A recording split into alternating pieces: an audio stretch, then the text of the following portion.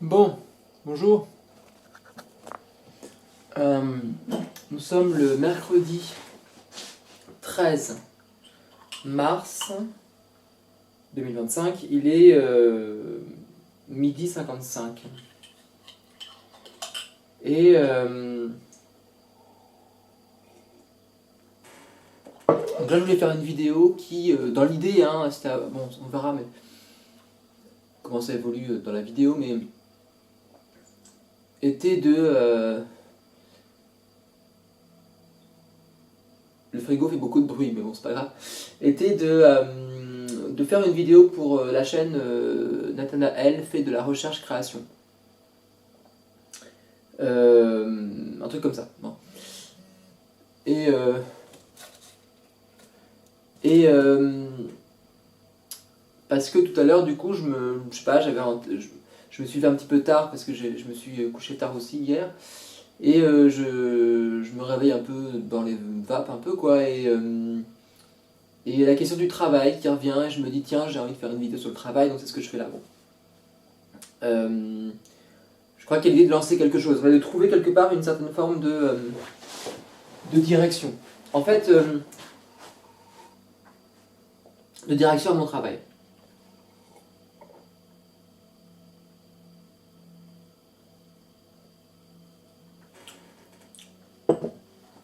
Voilà, donc en fait, ça fait plusieurs années que je me lance un peu sur YouTube, entre guillemets, que je fais là, quoi. Je fais que de redémarrer à chaque fois, hein. Je fais que de redémarrer, de relancer une chaîne, de lancer quelques trucs, et puis au final, les choses s'éclatent un petit peu, mais c'est aussi assez normal, quelque part. Ça a été lié à des expériences que j'ai menées qui semblent, comment dire, ne pas être capables de tenir sur un chemin de manière assez longue. Qui font que tout est toujours un peu en recommencement, et donc c'est super parce que c'est un espèce de recommencement un peu permanent, mais en même temps ça crée aussi l'impossibilité de pouvoir trouver quelque chose, une sécurité sur le long terme si on veut. Donc voilà. Et là j'ai l'impression que je peux peut-être retravailler cette question-là autrement. À voir. Bon. L'enjeu, ça sera un rapport au travail, notamment. C'est-à-dire que depuis quelques années, en effet, le travail pour moi est lié à un refus. Hein. J'ai fait mon diplôme, pas que j'ai fait, mon diplôme d'art en 5e année, je l'ai fait, il y a plusieurs choses, et ça serait bien pour moi que je puisse vraiment en faire le tour, mais c'est vrai que il y avait un geste dans ce diplôme-là qui a consisté à montrer une archive, une archive un compte-rendu d'une sorte de colloque, je sais pas comment dire, d'un workshop artistique sur la question du refus du travail, qui s'était tenu au laboratoire de Bervilliers, peut-être en 2015, je crois, je suis pas sûr. Un truc comme ça. Et j'ai essayé de faire ça aussi. C'est-à-dire que quelque part, j'ai exploré ce refus du travail. C'est-à-dire que j'ai l'impression, comment dire, que le travail, dans son sens capitaliste, sous la forme salariale, c'est-à-dire le travail abstrait, en fait, disons, il y a d'un côté le travail concret, qui serait le travail vivant, le travail de la matière même, et puis le travail abstrait, qui serait, disons, le côté marchand du travail, c'est-à-dire sa valeur... non pas pour lui-même, mais au regard dans sa valeur relationnelle par rapport aux autres. Donc c'est un peu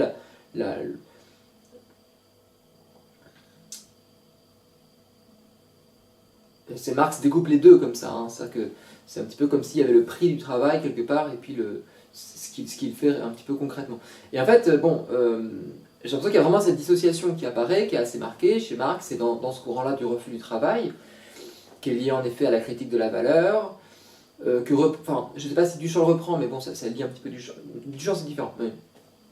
Ou en tout cas, quelque part, il y a une attitude dans la pensée marxienne un petit peu de, quelque part, refuser le travail abstrait. Ça veut dire, en tout cas, de considérer quelque part qu'il y a un vrai travail qui serait le travail concret, la valeur d'usage, etc., qui lui serait le vrai travail réel, un petit peu entre guillemets. Puis il y aurait quelque part le travail abstrait. Alors le travail abstrait, c'est pas un autre travail, hein, c'est juste il y a une autre face, quoi. C'est son prix si on veut. Bon. C'est comme une marchandise, quoi, quelque part. Bon, il y a ce qu'elle est dans ce qu'elle nous propose, et puis il y a son prix. Mais c'est deux manières de la voir différentes un peu. Bon. Et en gros, il y a ce truc-là qui est de se dire, bah voilà, en fait.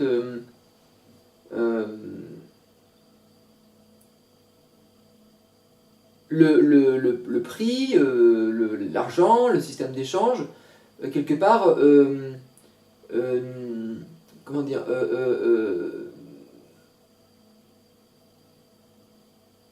semble quelque part être oppressif par rapport à ce qu'est l'objet. C'est-à-dire qu'un travail qui pourrait être bien fait, dans de bonnes conditions, etc., bah, si quelque part il est soumis à une sorte à un système d'échange, quelque part il va être...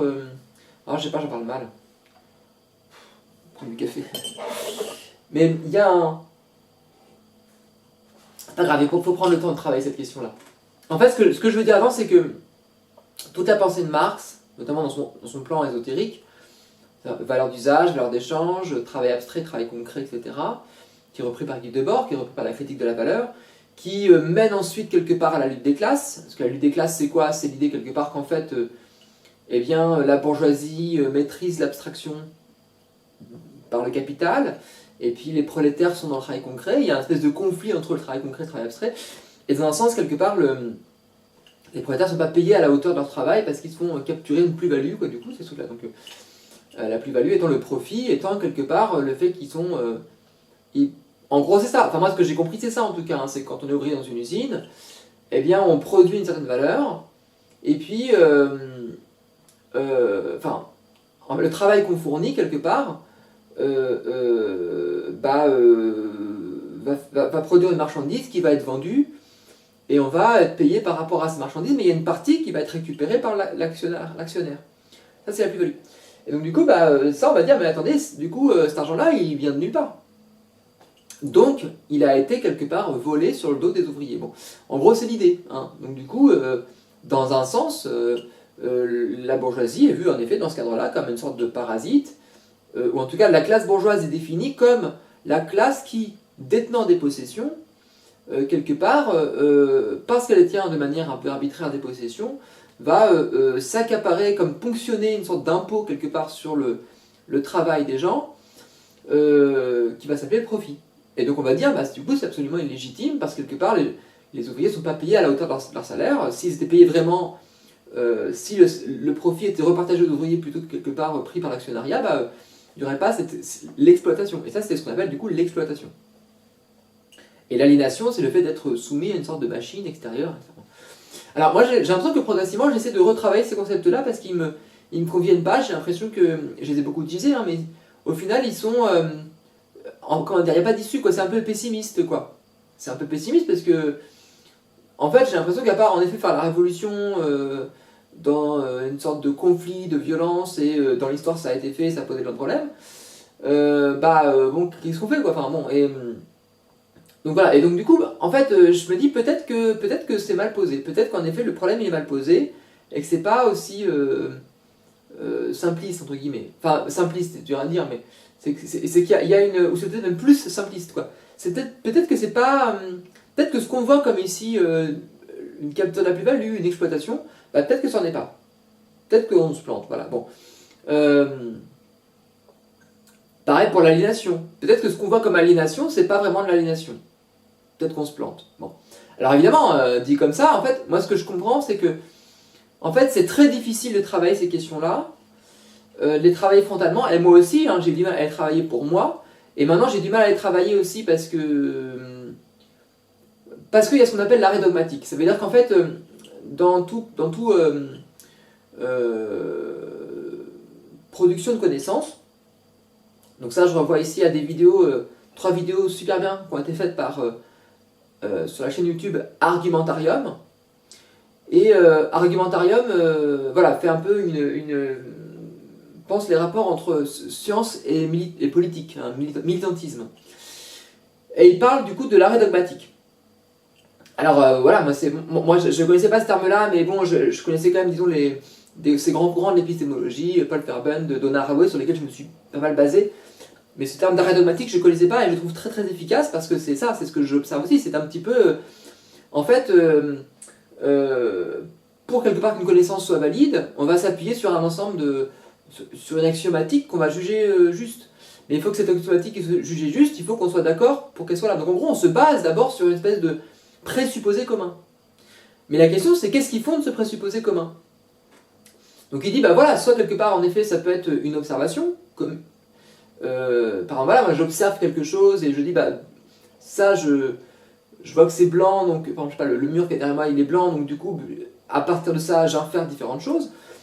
Ou alors je fais confiance à une institution scientifique qui va avoir fait des expériences et qui va me donner les résultats de cette expérience. Bon. Donc on va, mais au final, on pourrait très bien supposer que les expériences que fait l'institution sont fausses et qu'il faudrait aller sur place pour les vérifier. Et je pourrais même aller plus loin, je pourrais aussi me dire que, est-ce que je suis sûr que ce qu'il y a derrière moi c'est blanc? Je vois que c'est blanc parce que je regarde là dans ma caméra le retour vidéo et qui me dit que c'est blanc, mais au final j'en sais rien, c'est-à-dire que peut-être qu'il y a une erreur de calibrage, peut-être que la caméra ça fonctionne pas comme ça, et peut-être que même si je me retourne et que c'est blanc, en fait, qu'est-ce que j'en sais? Est-ce que mes yeux ont pas une erreur technique? Est-ce que le blanc est vraiment blanc? Qu'est-ce qu'on appelle blanc? Qu'est-ce que je veux dire quand je dis c'est blanc? Je pourrais dire même si je faisais un peu ce que je comprends de Wittgenstein, je pourrais dire c'est blanc, je sais que c'est blanc, et comment je le sais que je le sais, en fait, voilà. Donc comment je sais que je le sais, c'est finalement ce truc de se dire, finalement, toute connaissance est toujours une forme apprise, et au final, qu'est-ce que ça veut dire que connaître? Qu'est-ce qu'on veut dire quand je dis connaître? Ça, je dis que c'est ma main, je sais que c'est ma main, mais comment je sais que je le sais? Et qu'est-ce que ça veut dire de dire ça, c'est ma main? Quel est le lien entre le fait de dire c'est ma main et le fait de faire ce geste, en fait? Qu'est-ce que ça produit? Qu'est-ce que ça fait? On dit c'est une connaissance parce qu'on présuppose quelque part que je dis que c'est ma main parce que quelque part dans ma tête, j'ai associé le mot main à ça et donc du coup je sais que ça c'est main. Mais qu'est-ce que ça veut dire savoir? Est-ce que ça veut juste dire être capable d'associer un mot avec une perception, mais du coup, quel est le lien? Peut-être que c'est ultra arbitraire, enfin, qu'est-ce que ça veut dire finalement? Donc, bon, je m'éloigne, mais peut-être pas tant que ça, parce que j'ai perdu le fil, mais ce que je veux dire, c'est qu'en fait, j'ai l'impression qu'il y a une sorte de crise épistémique en fait, dans la question marxiste et marxienne. Que dans la pensée de Marx, on a voulu mettre en crise quelque part la pensée de l'économie, mais peut-être qu'on peut la comprendre différemment. Et du coup, je vois une espèce d'arrêt dogmatique quelque part là-dessus, parce que j'ai l'impression, je me mets dedans, hein, moi j'estime avoir eu une lecture du monde marxienne ou marxiste pendant une dizaine d'années. Hein. Et parfois dans des logiques très identitaires, avec bourgeois prolo, etc. Hein, donc bon. Donc je suis un repenti si on veut. Non mais voilà, je m'inscris là-dedans. Bon. Et j'essaie de comprendre aussi pour moi, qu'est-ce qui faisait quelque part que... qu'est-ce qui fait que j'étais touché par ce système-là et que je voulais pas un peu en démordre un petit peu? Parce que oui, évidemment, c'est que je voyais bien que que dans le rapport plus ou moins proche que j'entretiens avec le prolétariat, je subis dans ma vie une violence de classe. Pour moi, ça c'est évident. Que je la subisse directement, ou alors de manière par procuration, par des amis, par des gens de la famille, etc. Enfin, je l'ai vu. Donc, du coup, bon, un peu plus dans une logique peut-être plus bourdieusienne, mais j'ai vu ça. Donc, pour moi, il y a une sorte de violence qui est là. Quand j'ai fait des manifestations, j'ai vécu de la violence policière. Donc, ça crée dans mon corps une très grande colère et une grande violence et donc, pour moi, quelque part, le fait de m'appuyer sur un paradigme théorique, c'est une manière de trouver une justice. C'est-à-dire que si quelque part je lis un paradigme de la science économique néoclassique, quelque part ça dit tout va bien, il n'y a pas de problème, il n'y a pas de violence, le marché s'autorégule, mais du coup dans ce marché qui s'autorégule, je n'ai pas une manière de mettre du sens sur la violence que j'ai vécue. Alors que dans le truc de Marx, on peut mettre du sens, on peut, ça fonctionne. Donc du coup, voilà, en fait, ça explique. On se dit, oui, en fait, c'est que si je souffre, c'est parce que depuis le début, je suis exploité. Depuis le début, je suis aliéné. Et donc du coup, si j'étais moins aliéné, moins exploité, ça irait mieux. Voilà, il y a ce truc-là. Donc bon, c'est cohérent, c'est très logique. Bon. Ce que je suppose maintenant, c'est qu'en fait, en effet, le paradigme néolibéral, pour moi, il y a plein de choses qui ne fonctionnent pas. Et Marx a pu pointer des choses qui ne vont pas, du style, qu'est-ce que c'est que la marchandise, qu'est-ce que c'est que l'argent, qu'est-ce que c'est que... Il a fait une sorte de déconstruction un petit peu de ça. Mais pour moi, il n'est pas allé assez loin, entre guillemets. C'est-à-dire que... ou alors, il l'a fait d'une certaine manière qui fait que ça bloque un peu. C'est-à-dire que, en gros, on pourrait aller déconstruire Marx, quoi, en fait. Et pour moi, bon, j'aime bien les pensées de Gilles Deleuze, par exemple, parce que j'ai l'impression qu'il fait un peu ça. Enfin bon.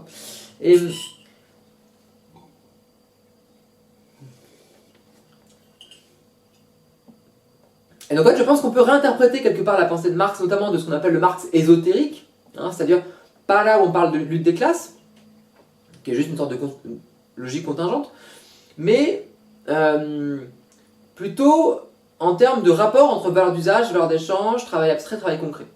Pour moi, ça m'intéresse ces questions-là, du coup.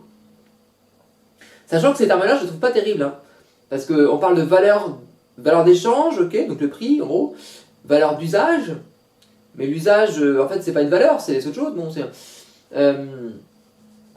et en fait, j'ai l'impression qu'en fait, Marx, oui, il y a plein de trucs qu'il ne voit pas. Ça veut dire que j'ai l'impression qu'il voit, il y a une...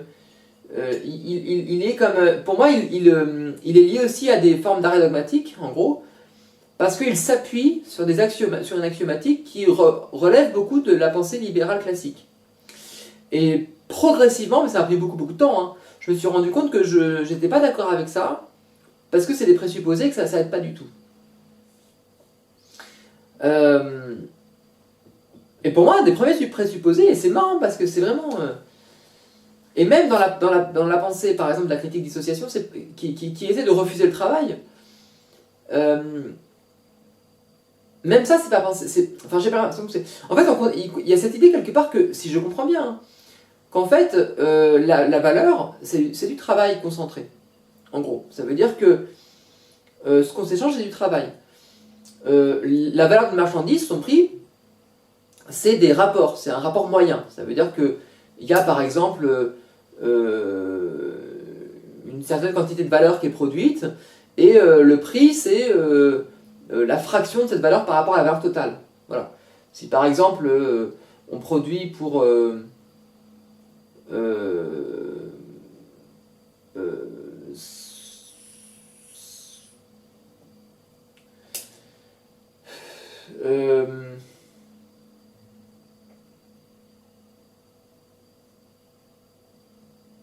je suis un peu perdu là. En fait, c'est quoi là? En fait, c'est que la valeur, elle est relationnelle. Ça veut dire que le prix d'un objet, c'est pas une valeur qui est contenue dans l'objet, en gros. Hein. Mais c'est une valeur qui est relative à tous les autres objets. En fait, ça semble assez évident. Hein. Pour moi, c'est une logique qui est presque l'offre et la demande. Mais voilà, c'est ça que, par exemple, si je produis une pomme, mettons, si cette pomme, elle est tout seule... si quelque part on est très peu à produire des pommes, pour moi c'est marrant, c'est l'offre et la demande. Je sais pas si c'est uniquement ça qui dit Marx, mais c'est le prix de la pomme n'est pas lié au temps de travail que j'y mets. Il est lié quelque part à l'effort, ou elle n'est pas intrinsèque à la pomme, elle est quelque part relative quelque part à un marché, disons, plus ou moins, qui va lui donner un prix en fonction des autres pommes, quoi. Donc si quelque part moi je mets beaucoup plus de temps à produire des pommes, je vais devoir m'aligner sur ceux qui ont mis moins de temps et qui vont baisser leur prix. C'est très logique, hein, y a une sorte de système de concurrence un petit peu qui fait quelque part que les prix s'alignent un petit peu sur... C'est une logique de marché, hein, vraiment, hein, pour Marx, c'est impressionnant. Bon. Mais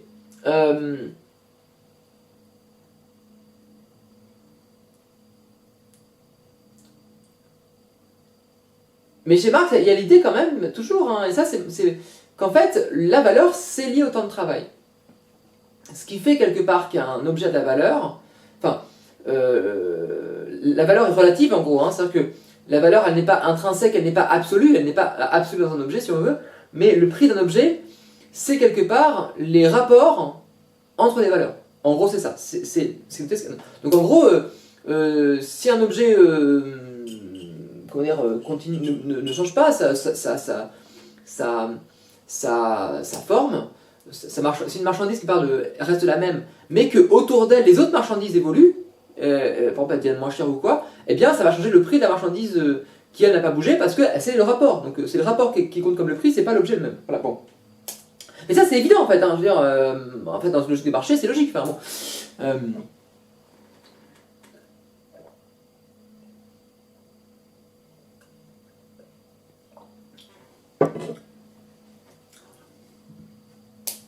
bon. Bon.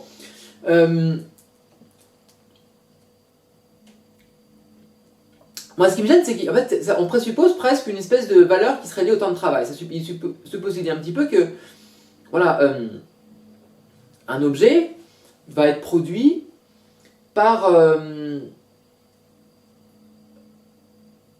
temps de travail que j'y consacre.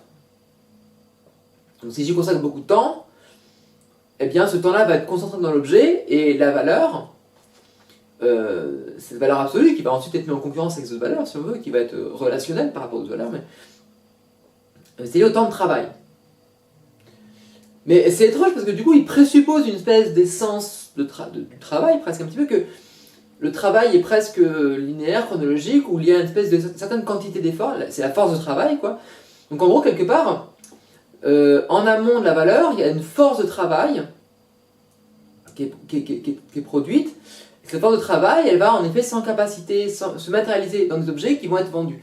Et donc du coup, quelque part, ce qu'on vend, quand on vend un objet, eh bien, on vend une force de travail qui va être contenue dans cet objet. Et cette force de travail qui va être contenue dans cet objet va être mise en concurrence avec les autres forces de travail. Et en gros, bah, c'est si dans un objet il y a 200 unités de force de travail et que dans l'autre il n'y en a que 50, eh bien, le rapport de prix sera de 1 pour 4. Voilà. Bon. C'est un peu ça. Hein. Bon, ok, super, bon, très bien. Donc en fait, quelque part, c'est un petit peu comme si Marx disait un petit peu que les rapports entre les prix sont des rapports entre des quantités de travail qui sont mis en jeu. Mais du coup, il va dire, voilà, bon, bah, le bourgeois qui va juste investir de l'argent et qui va dans une usine et puis qui va le récupérer après, il va dire, bah, lui, il ne travaille pas, il n'y a pas de force de travail, donc il a spolié le travail des gens. Bon.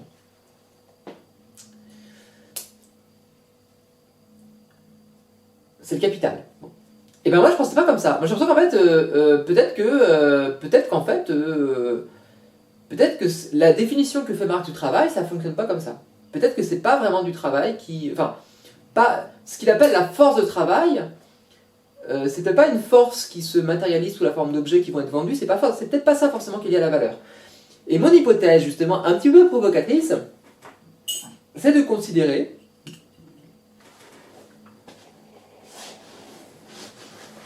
que d'une certaine manière, l'argent, la valeur, n'est pas lié au travail, mais est lié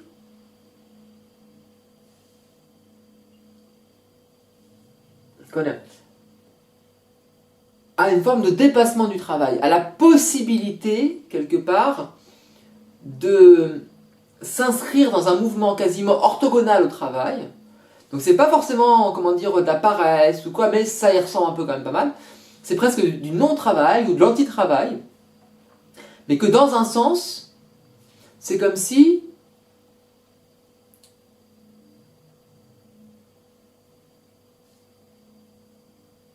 en gros, pour devenir riche, hein, ou pour gagner de l'argent, ou pour avoir de la valeur, il fallait quelque part refuser de travailler. En fait, c'est-à-dire que le refus du travail, sous cette forme-là, c'est en fait le processus qui peut, en le mettant en place, permettre de produire du capital, si on veut, dans un sens, quoi. C'est-à-dire que les gens enfin, justement, les actionnaires sont ceux qui ne travaillent pas. Voilà. Les actionnaires ne travaillent pas parce qu'ils ont de l'argent, ils l'investissent, et ils en ont plus, et donc, quelque part, ils sont dans la question du refus du travail, dans un sens, si on veut. Mais au sens de Duchamp. Hein. C'est-à-dire, j'ai l'impression quelque part que Duchamp a essayé d'avoir accès à une autre dimension du temps. Cette dimension du temps semble être une dimension dans laquelle on n'est pas dans le mouvement du travail, mais précisément on est dans une sorte d'immobilité, dans une forme de mise à distance du travail qui permet de trouver une autre direction. Et moi j'ai l'impression que c'est le processus en effet un peu du capital. C'est-à-dire que j'ai l'impression que Marx en effet pense la question du capitalisme comme étant la critique que lui faisait, je crois que c'est Schumpeter, je ne suis pas sûr. Il disait que c'était fixiste. Et en effet, c'est un petit peu ça.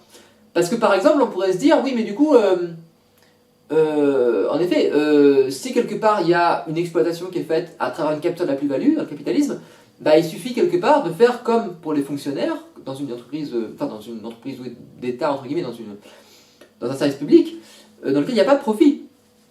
Un service public qui n'a pas de profit, ça veut dire quelque part que il n'y a pas quelqu'un qui... Enfin, si c'est l'État qui investit, mais enfin, il n'y a pas d'investissement, il n'y a pas de profit à faire. Donc on n'est pas en train de presser sur les salaires ou je sais pas quoi, mais au contraire. Et ça pour moi, c'est très important qu'il y ait ça, parce que ça ouvre quelque chose d'autre, bien sûr. Mais il n'y a pas cette logique du profit. Donc on pourrait dire que le modèle, en effet, du service public et le communisme d'État, ça a été un petit peu ça, hein, ça a été une manière justement où une espèce de service public généralisé, quoi, du coup. Bon. Et en même temps, l'idée c'est de se dire, mais moi j'ai l'impression que la question du profit, en fait, elle agit comme un système un petit peu de fantasmatique. Ça veut dire que, comme une sorte de mémoire, en gros. Ça veut dire que c'est comme si avec Marx, il y aurait l'idée, j'ai l'impression que le travail qu'on fait, en fait, c'est comme, comment dire, c'est comme deux rapports à l'action et deux rapports à l'activité et deux rapports au désir aussi ou au travail, entre guillemets. Ça veut dire que soit, par exemple, si je fais de l'art ou un exercice scolaire, on me demande de faire un exercice scolaire. Bon bah, je peux faire l'exercice. Voilà, je l'ai fait, c'est bon, c'est fini, je passe à autre chose. Voilà, bon. Donc en gros, voilà, c'est vrai que puis j'aurai une note suffisante. Bon, voilà, bon. Mais je peux me dire aussi, ok, j'ai fait l'exercice, c'est intéressant, mais est-ce que je peux aller un peu plus loin? Est-ce que je peux dépasser un petit peu ça? Et faire un surplus qui sert à rien. J'aurai la même note, parce que de toute façon, ça va pas faire des points en plus, quoi. Mais juste pour voir. Et pareil, si je fais de l'art, c'est un petit peu, est-ce que je réponds juste, si je suis en école d'art, est-ce que je réponds juste à ce que demande le prof, mais du coup je suis un peu passif, si on veut, voilà, je fais pas plus que ça. Ou est-ce que je me dis, ah c'est intéressant, je vais aller un peu plus loin, je vais creuser un peu. Et si je fais ça à chaque fois, en fait, ça va justement aller toujours de plus en plus loin, quoi, du coup. Il y a une logique de dépassement derrière. Et j'ai l'impression que la question du profit, elle arrive comme ça. Elle arrive comme étant quelque part le fait que justement, il y a une sorte de pression aussi, hein, une sorte de pression peut-être agressive, oppressive, etc., d'un patron sur les employés, etc., quoi. Mais il y a quelque chose qui relève cet ordre-là, quoi, de chercher à aller plus loin, la croissance, si on veut, quoi. Et c'est ça, c'est la croissance, c'est ce truc-là, c'est de chercher, alors ça pose plein de problèmes, hein, bien sûr, sur un plan écologique et tout, quoi, si on veut, mais il y a l'idée, en fait, là-dedans, que je trouve assez intéressante aussi, quelque part. Ça veut dire que, entre deux systèmes, un système quelque part, disons de croissance capitaliste et un système un petit peu je sais pas, marxiste, bah en fait le système un peu marxiste où les gens sont payés à la hauteur de leur salaire, bah il y a un truc où ça se passe bien parce que quelque part on laisse les gens tranquilles, ça respire mieux, il y a une sorte de truc qui peut bien se passer un petit peu, mais du coup il n'y a pas d'évolution en fait, ça veut dire que il n'y a pas il y a un peu pas de croissance, et j'ai l'impression que justement il n'y a pas d'effort, entre guillemets. Hein. Il n'y a pas d'effort pour aller vers autre chose. Et je crains que s'il n'y a pas d'effort, il n'y a pas de transformation. Et ça peut aussi, quelque part, ne pas tenir au bout d'un moment. Alors que j'ai l'impression que dans le truc du capital, en fait, il y a une espèce de demande d'effort permanent, mais c'est ce qui permet aussi, quelque part, d'avancer dans une direction, quelque part. Ça veut dire que bah, tous les progrès technologiques, etc., l'innovation, etc., ils sont rendus possibles parce qu'il y a cette espèce d'effort qui est mis en place, en gros. Parce que voilà, c'est une logique très religieuse aussi, mais on charbonne maintenant pour que plus tard ce soit un peu plus facile et tout, quoi. Du coup, il y a un rapport comme ça un petit peu qui se joue. Et j'ai l'impression qu'on peut s'approprier ce rapport-là, en fait. On peut s'approprier ce rapport-là. L'exemple que j'ai aussi, par exemple, c'est... parce que ça, je le voyais un peu.